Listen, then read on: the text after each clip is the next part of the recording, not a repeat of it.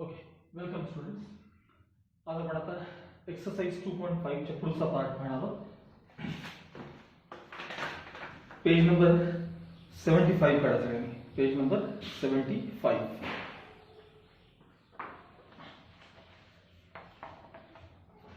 तिथं theorem of angle between tangent and secant असं म्हटलेलं आहे. Theorem of angle between tangent and secant हा थेरम आपल्याला आता पाहायचा आहे. टेक्स्टबुक मध्ये तुम्हाला तीन पॉसिबिलिटीज विनाकारण दिलेल्या आहेत. त्याच्या काहीही त्याचा फारसा उपयोग होत नाही. एकाच त्यातल्या मधल्या केसवरून तुम्हाला सगळ्या गोष्टी त्यातल्या समजू शकतात. त्यामुळे मी जसा दिलाय तसाच थेरम वहीमध्ये लिहून काढा. आणि एक्झामला येणारे जे थेरम्स असतात, परीक्षेला येणार, तर हे असे तीन पॉसिबिलिटीज वगैरे कधी थेरम्स येत नाही. ते ठरलेले थेरम्स आहेत, त्याची एक लिस्ट आहे.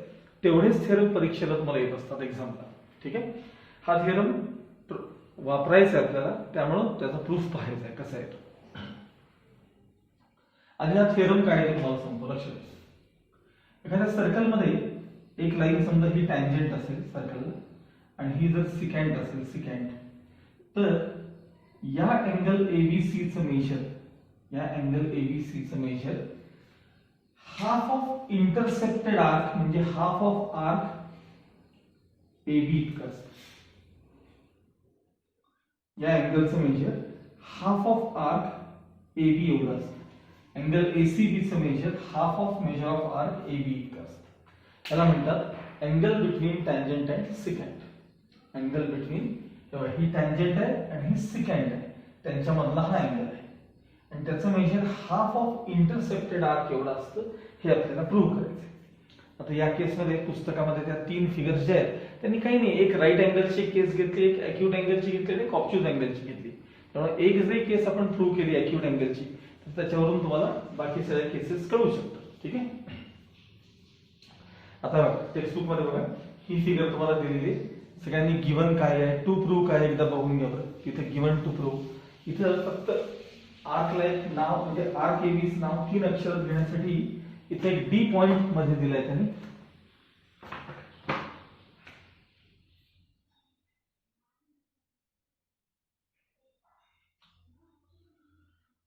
ठीक आहे.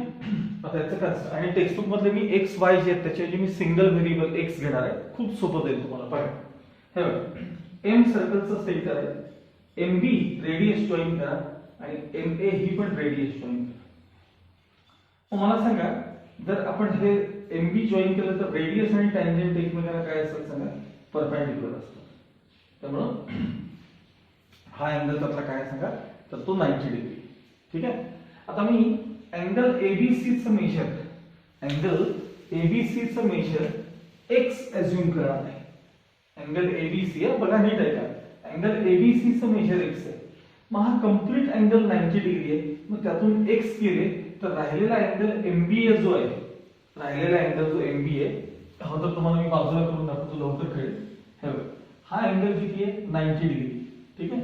आता इथला जर अँगल एक्स असेल तर उरलेला अँगल किती असतो सांगा, हा अर्थात 90 मायनस एक्स असतो ना, 90 मायनस एक्स. मग तसा हा जो अँगल एमबी आहे तो किती असला पाहिजे सांगा, 90 मायनस एक्स असला पाहिजे. हा अँगल काय असला पाहिजे, 90 मायनस एक्स. आता हा आयसोसेलेस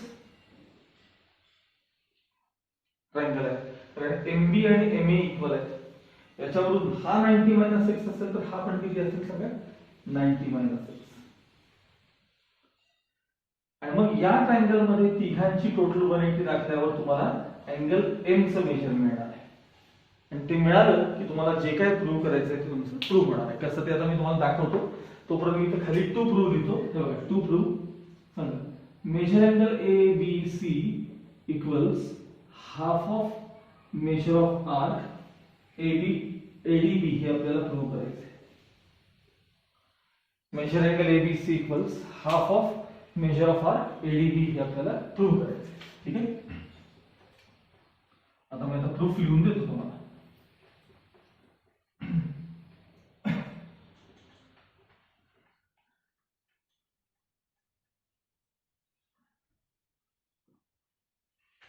बघा, पहिल्यांदा कोणती लाईन टँजंट आहे, कोणती लाईन सिकँट आहे, आपण हे पहिले मेन्शन करू, प्रूफ करू. Line BC is tangent to the circle with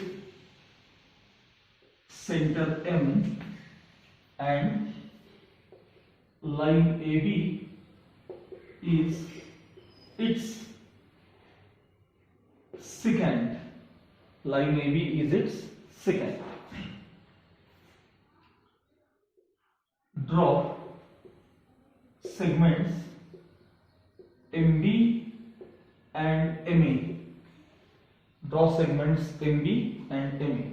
Next step. Therefore, segment MB perpendicular line BC.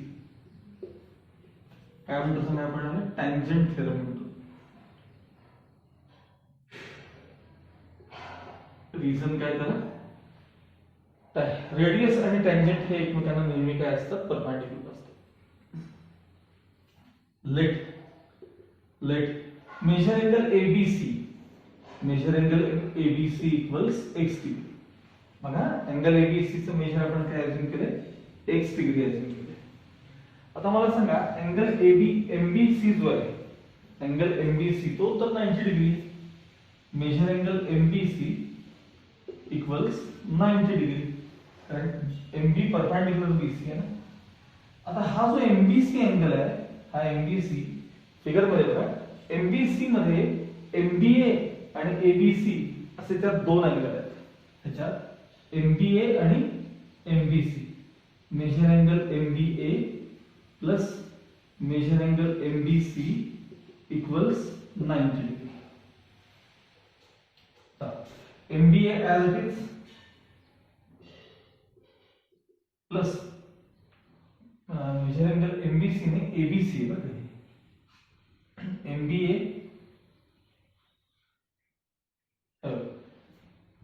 MBA plus ABC पाहिजे होते.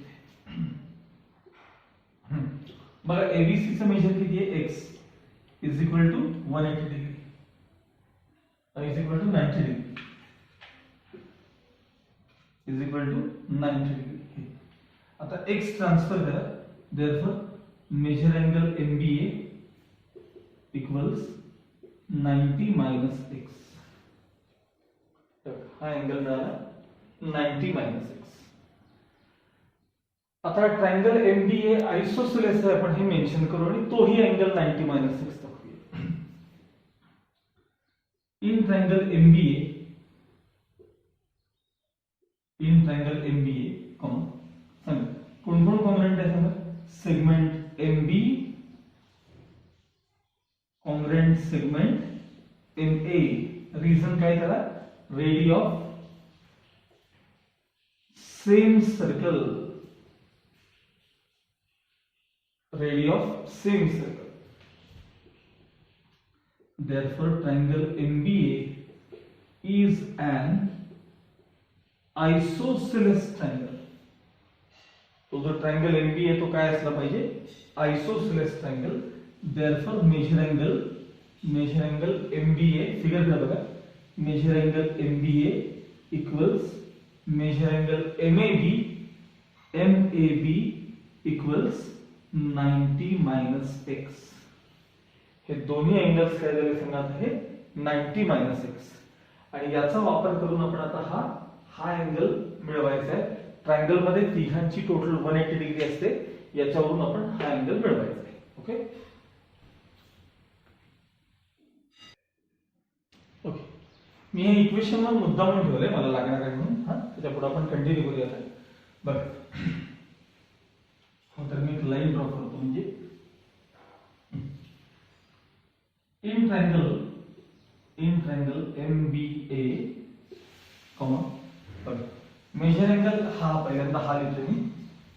Major angle AMB plus measure angle आता हा लिहितो MBA प्लस मेजर एंगल आता मी हा लिहितो MAB. या तिघांची टोटल 180 डिग्री. मग AMB as it is plus ह्याचं मेजर आहे 90 माइनस x प्लस याचं पण मेजर आहे 90 minus x is equal to 180 degree. Measure angle A and B as it is. Plus 90 plus 90 180 minus x minus 2x is equal to 180 degree as it is. हे दोघं RHS मध्ये घ्या. therefore measure angle A and B equals 180 minus हे 180 हे आणि तिकडे plus 2x झाले. 180 cancel झाले. मेजर अँगल AMB इक्वल्स काय मिळालं तुम्हाला 5x डिग्री मिळालं. बघा या अँगलचं मेजर किती मिळालं तुम्हाला 5x AMB. आता मला सांगा हा सेंट्रल अँगल आहे बरोबर आहे. अँगल AMB कसला अँगल आहे सेंट्रल अँगल. मग सेंट्रल अँगलचं जेवढं मेजर असेल तेवढंच त्या आर्कचं मेजर असणार आहे की नाही सांगा. या आर्कचं मेजर पण तेवढं असणार आहे की नाही. नेक्स्ट आहे मेजर अँगल AMB मिळालं. therefore measure of arc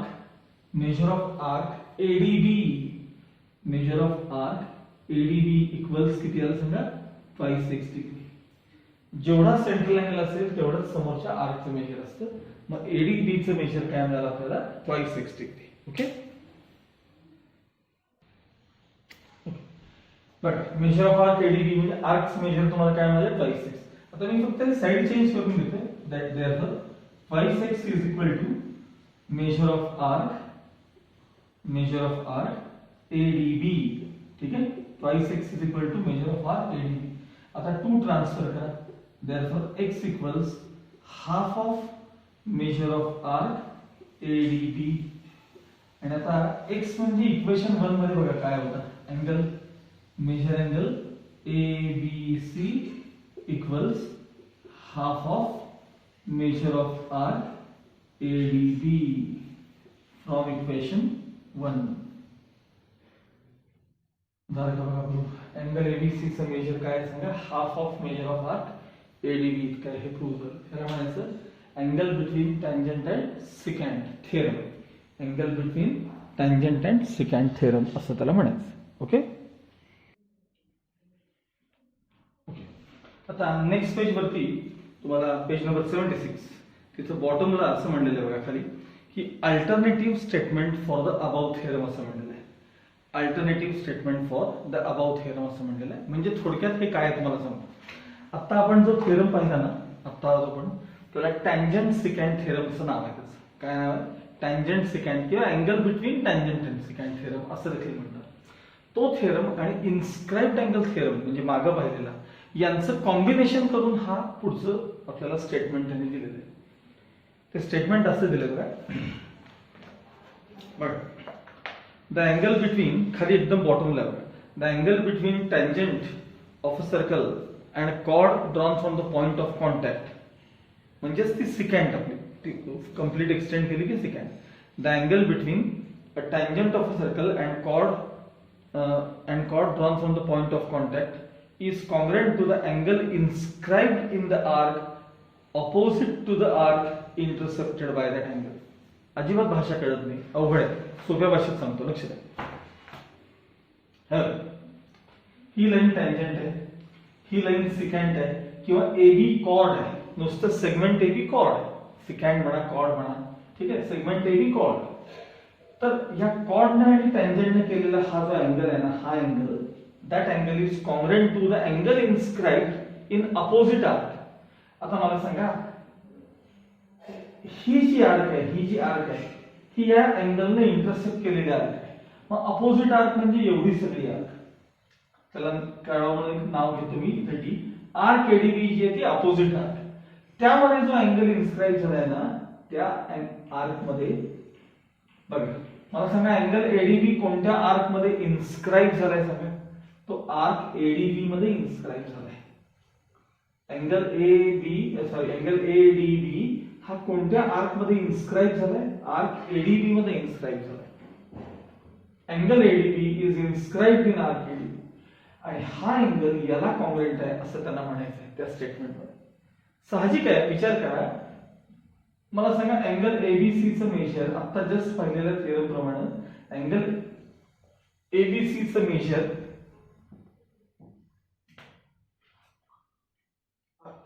half of measure of arc AB असते की नाही सांगा. या अँगलचं measure half of measure of arc AB असते. आणि आता हा पण अँगल जो आहे इन्स्क्राइब्ड अँगल थेरम त्याचंही measure half of arc of एबीच असणार आहे इन्स्क्राइब्ड अँगल थेरम. म्हणजे हा अँगल याला कॉम्प्लिमेंट झाला नाही सांगणार. बस त्यांनी फक्त दोघांचं कॉम्बिनेशन केलंय. याला म्हणतात angles in alternate segments ALTERNATE alternate segments असं का म्हणतात तुम्हाला कारण सांगतो. लक्षात सर्कलमध्ये एखादी कॉर्ड आपण ड्रॉ केली ना त्यामुळं हा जो पार्ट आहे ह्याला सेगमेंट असं म्हणतात किंवा हा राहिलेला वरचा पार्ट आहे त्यालाही सेगमेंट असं म्हणतात. सेगमेंट ऑफ अ सर्कल म्हणतात. मग आता इथं ही जी कॉर्ड ड्रॉ केली तर त्यामुळे इकडे एक सेगमेंट आहे आणि इकडे एक सेगमेंट आहे. दाखवतो मी तुम्हाला इथं दाखवतो. ही कॉर्ड किंवा ही सिकँड एक सेगमेंट इथं एक सेगमेंट इथं आहे. आता ज्यावेळी मी इथं टँजंट ड्रॉ केली तेव्हा एक अँगल या सेगमेंट मध्ये आणि दुसरा जो अँगल आहे तो आपण मगाशी ड्रॉ केलेला बघा हा अँगल जो आहे तो दुसऱ्या सेगमेंट मध्ये म्हणजे एकाड एक सेगमेंट मध्ये एक इकडे आहे तर एक तिकडे आहे दुसऱ्या सेगमेंट मध्ये. यालाच म्हणतात अल्टरनेट सेगमेंट्स. अल्टरनेट म्हणजे काय एक आड एक या सेगमेंट मध्ये एक दुसऱ्या सेगमेंट मध्ये अल्टरनेट. मग हे दोन्ही अँगल्स आहेत ते अल्टरनेट सेगमेंट मध्ये एक अँगल या सेगमेंट मध्ये एक अँगल दुसऱ्या सेगमेंट मध्ये म्हणून त्याला अँगल्स इन अल्टरनेट सेगमेंट्स असं देखील म्हणतात. किंवा तुम्ही डायरेक्ट वापरायचं हे बघा या अँगलचं मेजर हाफ ऑफ एबी या अँगलचं मेजर हाफ ऑफ एबी म्हणून हा अँगल याला काय सांगा कॉन्ग्रुएंट आहे. लक्षात आलं सगळ्यांना. Next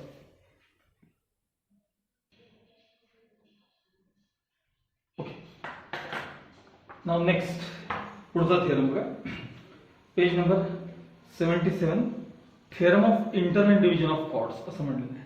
theorem of internal division of chords. त्याच्या आधी तो कन्व्हर्स पण आहे बरं का. तो माझ्याकडनं मी सांगेन तो नंतर त्याला काही प्रूफ वगैरे नाहीये तुम्हाला. ठीक आहे. हा मात्र आहे theorem of internal division of chord. ह्याचा प्रूफ तुम्हाला येतो परीक्षेत आणि एकदम सोपं आहे. बघा स्टेटमेंट वगैरे सगळ्यांनी आधी वाचून घ्या.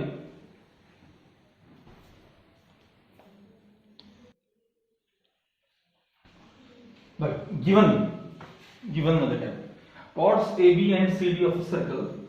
chords AB and CD of a circle intersect with center P. त्या सेंटरशी काय आपल्याला फारसं घेणं देणं नाही याच्यामध्ये. intersect at point E. chords AB and CD intersect at point E.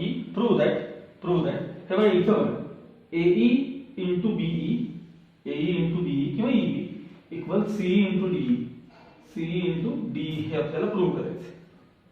खूप सोपं आहे. बघ हे कन्स्ट्रक्शन आहे ना एसी आणि बीडी हे जे आहेत काय कन्स्ट्रक्शन. आता मला फक्त हे जे अँगल्स आहेत त्याचा विचार करून सांगा. मला सांगा हा जो अँगल आहे हा ACD चं measure half of arc AD आहे. मी तुम्हाला आधीच सांगितलंय इन्स्क्राइब्ड अँगल थेरम वापरायला प्रॅक्टिस लागते. तुम्ही सारख्या वेगवेगळ्या फिगर्स काढायच्या त्यात अँगल्स ड्रॉ करायचे. ह्याचं मेजर केवढं असेल हाफ ऑफ आर्क तर त्या अँगलची सुरुवात आणि शेवट बघायचा असतो. Angle ACD half of measure of arc AD इतकं आहे. मग ह्याचं पण मेजर बघा या अँगलचं पण मेजर बघा ABD त्याचंही measure half of arc AD इतकंच आहे. म्हणजे हा अँगल थोडक्यात ह्याला कॉन्ग्रुएंट आहे का तर ते are inscribed in same arc. आता काही जण व्हर्टिकली अपोजिट अँगलचा वापर करतील किंवा काही जण असंच हे बघा हा angle half of arc CB हा पण अँगल हाफ ऑफ CB. थोडक्यात काय तर मला कुठलेही टेस्ट वापरून मला हे दोन ट्रायंगल काय दाखवायचे सिमिलर दाखवायचे. आणि एकदा का दोन ट्रायंगल सिमिलर झाले की तुम्हाला जे पाहिजे ते मिळून देणार आहे. चला प्रूफ बघा. chords AB and CD intersect each other at point E. Draw segments AC and BD. Draw segments AC and BD. आता हे दोन ट्रायंगल मला सिमिलर दाखवायचे. In triangle AEC and triangle DEB. In triangle AEC and triangle DEB. पहिल्यांदा मी opposite angle घेतो. Angle AEC congruent angle DEB is an opposite angles. हे तरी घ्या नाही तर वरचे दोन घ्या, तुम्हाला पाहिजे ते घ्या. मी हा देतो. Angle AEC congruent angle DBE.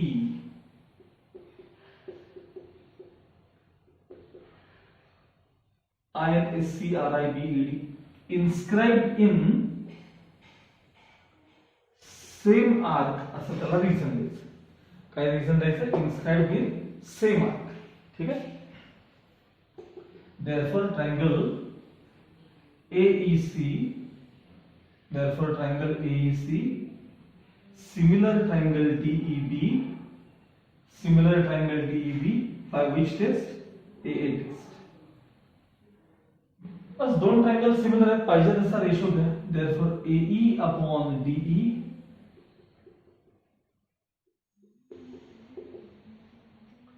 equals ABCDH नाव आहे, equals CE upon BE.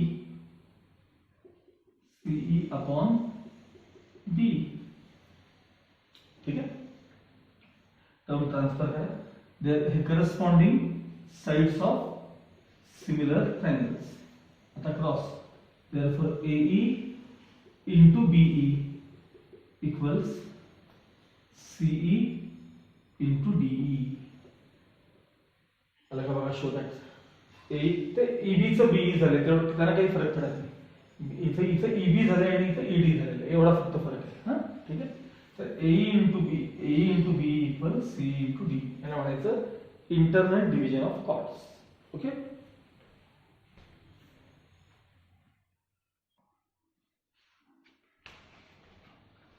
Next आता पेज नंबर 78 वरती तुम्हाला theorem of external division of chords असं म्हटलेलं आहे. Theorem of external division of chords सापडलं का बघा सगळ्यांना?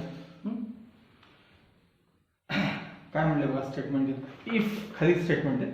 If secants containing chords AB and CD of a circle intersect outside the circle at point E, then AE into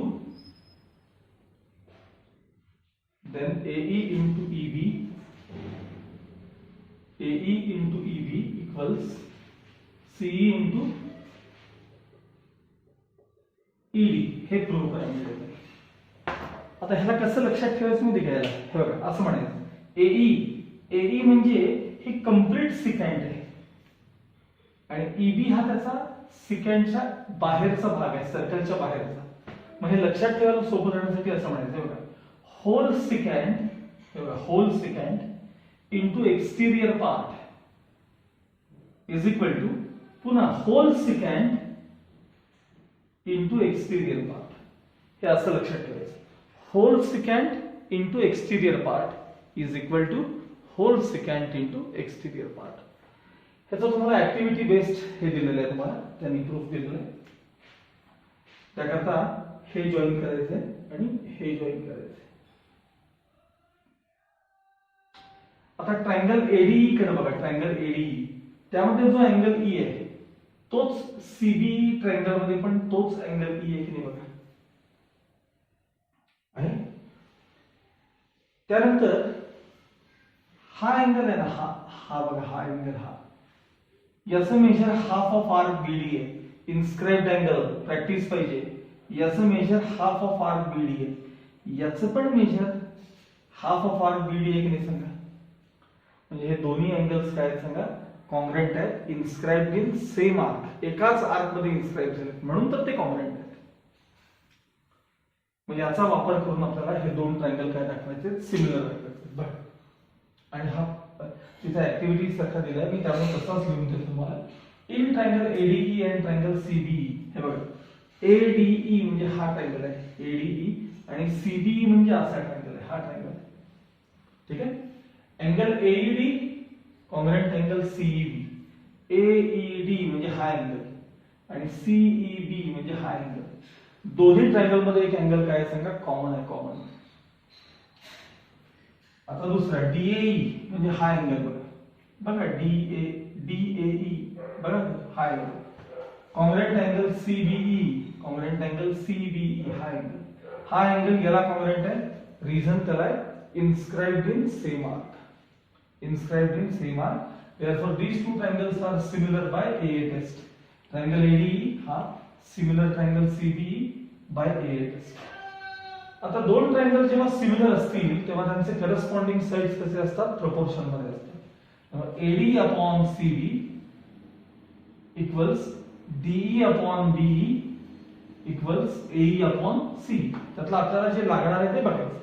सांगा पहिल्यांदा हे घेतलं बघा, AE upon CE, AE upon CE is equal to ED upon EB, corresponding sides of similar triangles. बस term transfer केले की AE into EB इक्वल CE into ED, हे प्रूव्ह झालं. हा तुमचा सेकंड लास्ट थेरम. आता याच्यानंतर एक छोटा आणखी एक थेरम आहे, लास्ट थेरम आहे चॅप्टरचा. ओके, नाउ नेक्स्ट थेरम, नाव काय आहे, लास्ट थेरम आहे तुमचा, tangent secant segment theorem. Tangent secant segment theorem असं त्याचं नाव आहे. मगाशी पाहिलं तो आपण angle between tangent and segment theorem, हा टँजंट सिकॅन्ट सेगमेंट थेरम असं म्हणतात. लक्षात ठेवायचं कसं बघा, लाईन ईटी किंवा सेगमेंट ईटी टँजंट आहे, ईटी ही टँजंट सेगमेंट आहे, लाईन म्हणजे किती टँजंट, पण इथून एवढा पार्ट टँजंट सेगमेंट आहे. ईटी टँजंट आहे, ईएबी ही सिकॅन्ट आहे ही लाईन, पण टँजंटचा square EB square equals whole secant EB into exterior part EA. असंच लक्षात ठेवायचं बरं काय, त्याला पर्याय नाही दुसरा. Tangent square equals whole secant into exterior part, tangent square equals whole secant into exterior part, असं हा थिअरम आपल्याला प्रूव्ह करायचा आहे. आता याचं कन्स्ट्रक्शन बघा, याच्यामध्ये हा जो पॉइंट आहे ना, हा ह्याला जॉईन करायचा आणि हा याला जॉईन करायचा. ठीक आहे. आता मी काय सांगतो नीट आहे का, हे बघा हा अँगल ई आहे ना, हा छोट्या ट्रायंगल मध्ये पण आहे आणि भल्या मोठ्या ट्रायंगल मध्ये पण आहे. आता फार महत्वाचं आहे, नीट लक्ष द्या. तुम्हाला कदाचित ते सर्कलचा पार्ट नीट फेंट दिसत असेल थोडं, हे असं आहे. हा बघा, ही लाईन ईटी टँजंट आहे आणि एटी सिकॅन्ट आहे. मग हा जो अँगल आहे की नाही, हा अँगल हा ईएटी, याचं measure half of arc AT आहे. टँजंट सिकॅन्ट मगाशी पाहिलेला थेरम, आणि या अँगलचं पण मेजर बघा, अँगल एबीटी चं हाफ ऑफ एटी आहे, पण तो इन्स्क्राइब्ड अँगल आहे. म्हणजे थोडक्यात हा अँगल त्याला कॉंग्रंट आहे, लक्षात ठेवा. याचं measure half of arc AT आहे, या अँगलचं मेजर एटीई चं मेजर हाफ ऑफ आर्क. कसं आहे माहिती का तुम्हाला, हे जे आहे ना, हे असं बघायची सवय बघा, याचं measure half of arc AT आहे, तसं इथं पण हाफ ऑफ आर्क एटी आहे आणि याचं measure half of arc AT आहे. म्हणून हे दोन्ही अँगल्स काय आहेत, तर ते कॉंग्रंट अँगल्स आहेत. ठीक आहे. बघा आता याचा प्रूफ बघू.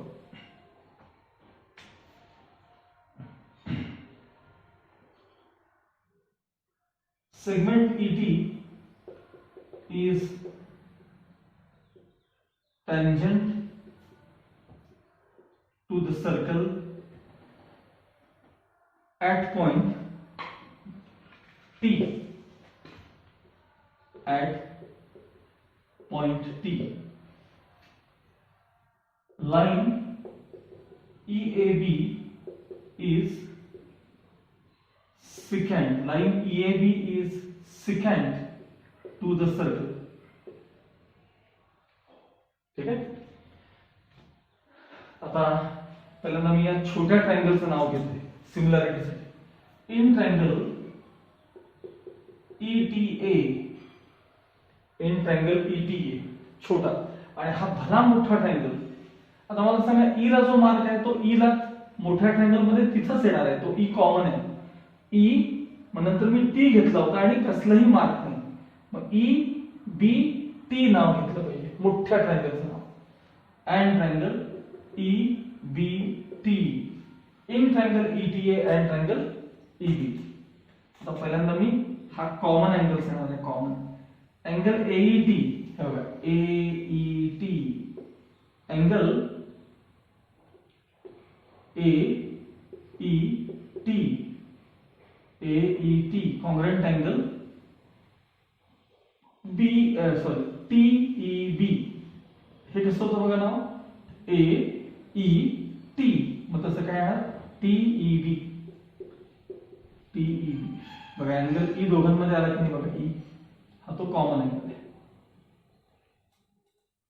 त्यानंतर अँगल आता हा round ETA, angle ETA congruent angle EBT, congruent angle EBT ह्याला म्हणतात angles in alternate segments.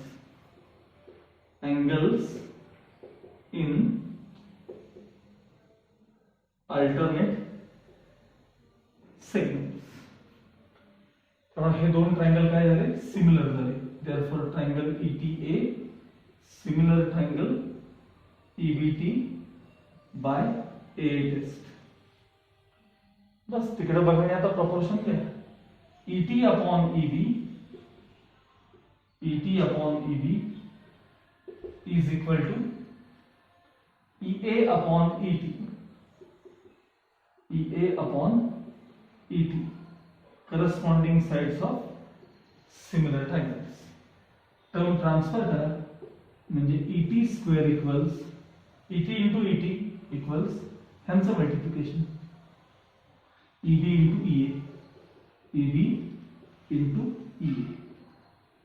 Tangent square equals ET square, tangent square equals whole secant into exterior part. हे असं या पार्ट मध्ये आपण सगळे फक्त थिअरम्स पाहिले. आता यापुढे तुम्हाला जॉमेट्री मध्ये कधीही थिअरम ऍज सच येणार नाही. हा तुमचा सर्वात शेवटचा थिअरम आहे सिलेबस मधला. ह्याच्यानंतर आता नुसते प्रॉब्लेम्स असणारे आपले चॅप्टर्स आहेत.